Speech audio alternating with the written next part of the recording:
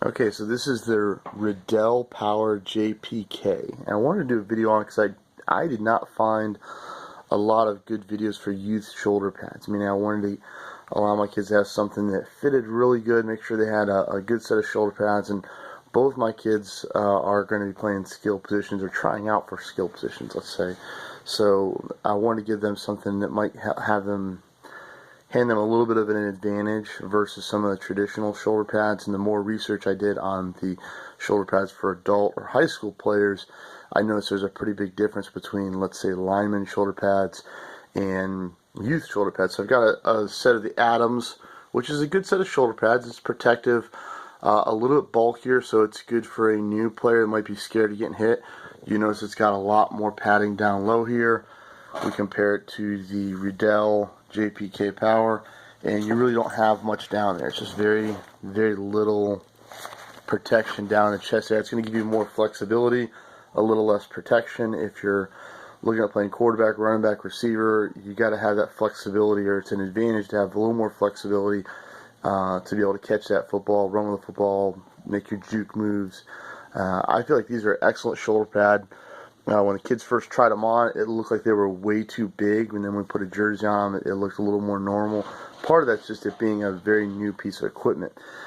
They've got straps instead of hooks, like you'll see on the Adams. It's got a hook here that just simply hooks into the front.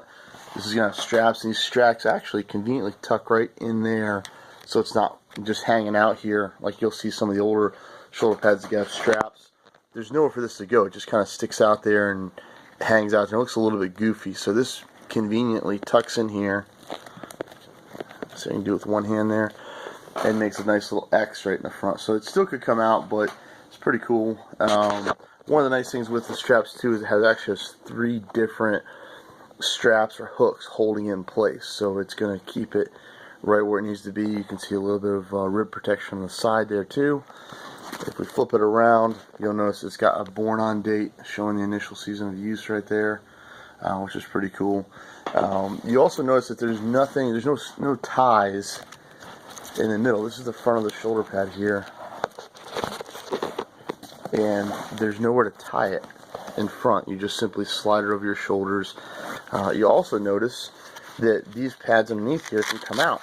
So you can, depending on how comfortable it is, you can adjust this to make sure it's fitting you well, or pull those out entirely. This piece also, you can pull that out too. So underneath there, you've got a lot of options to be able to pull things out, clean them, make sure they fit well. And you can see here the traditional ones with the Adams, it's got the tie in the front. That's not a huge difference, but it is kind of a pain when you constantly have to be tying and untying these, where this is, you strap it in and it's good to go. You don't have to worry about your laces coming loose or anything like that. So hopefully you can see a side-by-side comparison there. Much smaller profile with the Ridell Power JPK, so that's why we selected them.